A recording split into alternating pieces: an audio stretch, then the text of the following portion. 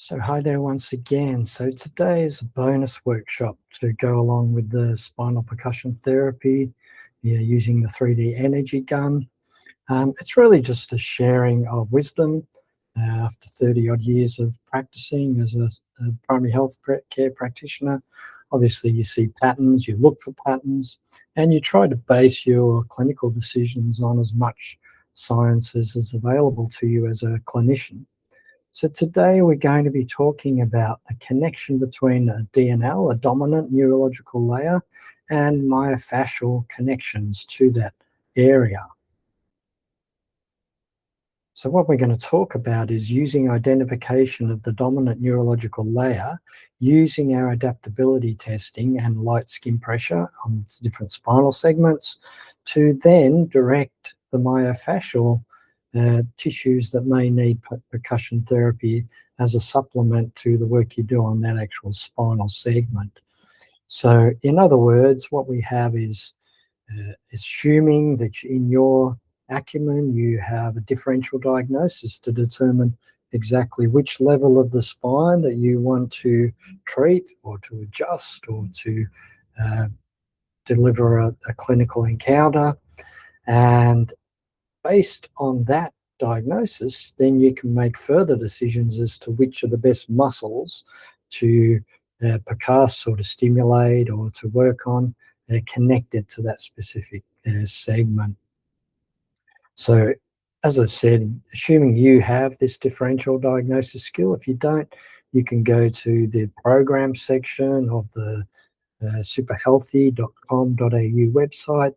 If you click on the programs tab, you'll find the spinal percussion therapy using the 3D energy gun program. And in that program is the some of the differential diagnosis methods that I can recommend to you. Otherwise, you're going to use whatever system you use yourself. So what is this based on? Obviously, as I said, it's based on experience, it's based on observation, and as much as possible is based on anatomy, physiology, neurology. So depending on the muscle attachments to the dominant neurological layer, obviously there'll be muscles of interest, muscle bellies that cross or surround the dominant neurological layer will obviously have specific interest for us. And then muscle kinesiology impacting the dominant neurological layer, which muscles move that particular level of the spine. And then also neurology. So that level of the spine has nervous tissue coming out of it. Where does that neurology go in terms of the myofascial system? So to a degree, each one of these influences when we particularly decide a specific level of the spine, what are the most appropriate muscles to be working on. So we're going to start at the top, work our way down. So our occiput. So obviously there's a lot of muscles that are just directly covering that occiput area. So all of your suboccipital muscle origins, rectus, capitis, obliquus, inferior, all of those intrinsic little muscles in there. And then also your upper trapezius, obviously the attachments around the occiput. But if you then go down into the belly of the trapezius and you're just literally in the superficial, almost superior fibers, you can find some very tender and related dysfunction going on there. So a C1 obviously is going to be covered by similar intrinsic upper cervical muscles surrounding that C1 area. And then in terms of the upper trapezius, when we get down into the belly, if you get right out into the lateral area, then you'll find some significant induration and tenderness. Another thing worth looking for is your sternocleidomastoid, checking for tenderness and trigger points, etc., and the need to stimulate those muscles as well as working on the C1.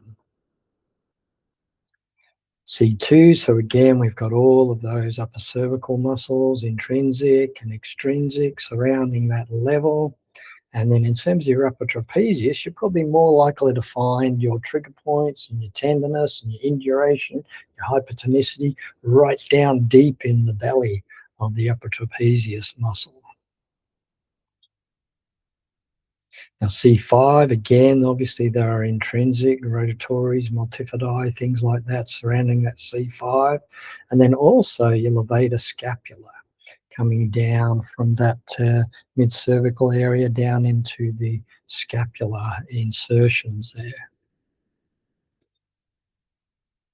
And then C7, so again, getting into the muscles around that segment, um, and also your rhomboids, so heading down all the way down the medial border of the scapula. Then our thoracics, obviously, you're going to see a recurring pattern there. Obviously, we have intrinsic muscles to whichever level of the thoracic spine you feel you need to be delivering therapy to. And sometimes you'll almost go one or two levels superior and inferior because of the length of the muscles in the deeper areas of that part of the spine. Then we get into our lumbar, so our L3, so again, the intrinsic lumbar muscles surrounding that area, and also quadratus lumborum, go out a little bit laterally and you'll find some really vicious little trigger points and tender points and hypertonic points, etc. So L5, again, get into those intrinsic muscles. Also make sure you check the iliolumbar ligaments. You'll often find real point tenderness there, and this can often be misleading as to where people's pain is coming from. You'll often find some significant clinical stuff going on in the iliolumbar ligaments. So if we have a lateral sacrum, then we need to be looking at the sacroiliac ligaments and also getting into that piriformis, which is heading out laterally from that sacrum. Then more of our interior sacrum, our anterior inferior sacrum. So again, look for those iliolumbar ligaments. Check out the sacroiliac ligaments. Sometimes you have to get very pinpoint, quite deep to find those little clinical problem areas there. Then also the sacrotuberous ligament. So looking at that supporting fascial connections around that pelvic area. Similarly with your PI ilium, looking for your iliolumbar ligaments, looking for your sacroiliac ligaments, and obviously also checking out all of your gluteal muscles around the iliac crest there. So if you're finding issues in the hip and the trochanter, make sure you get out laterally into that gluteal. So your gluteal minimus, your tensor fascial lata, your iliotibial band, and your adductors. You'll often find massive improvements in hip range of motion and reduced hip discomfort if you can identify issues going on in those adductor muscles. Here's something interesting that I've sort of found a pattern quite regularly. If you tend to find in one visit that you see an occiput and a sacrum together, then we have that classic kind of lover-brother connection going on.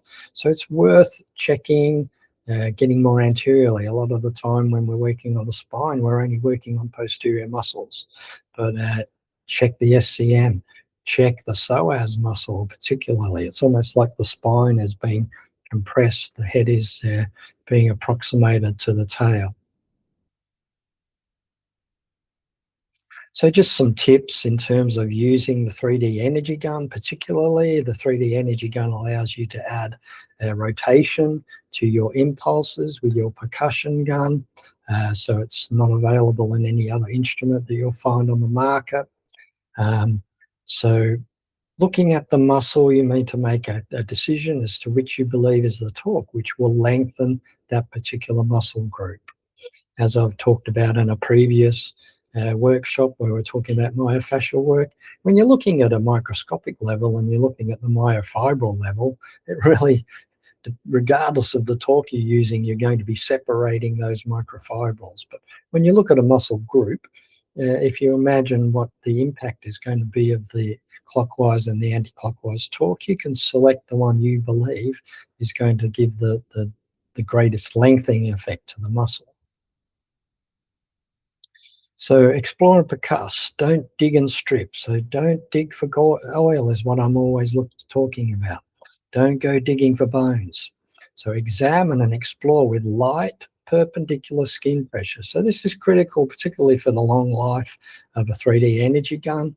Don't go digging deep looking for internal structures. It really should be a skin contact, and then the torque and the impulse will do the work for you and will be transmitted through the tissues exactly where you're wanting it to go. So you just got to find the point and then stimulate it with light skin pressure.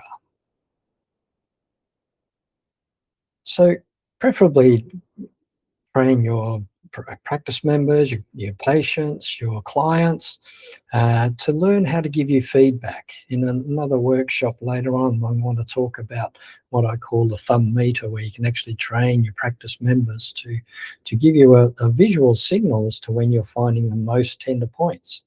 But teach your practice members to give you some sort of feedback when you cross over these little, they can be tiny sometimes, these little tender points, and they're the points you need to be searching for and spending the most time on.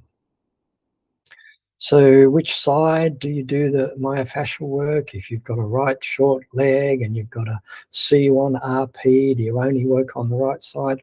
I didn't really find a connection there. Often you have to uh, go on symptomatology, sometimes you have to go on clinical, sometimes you have to go on postural observation, sometimes you have to go on your palpation skills.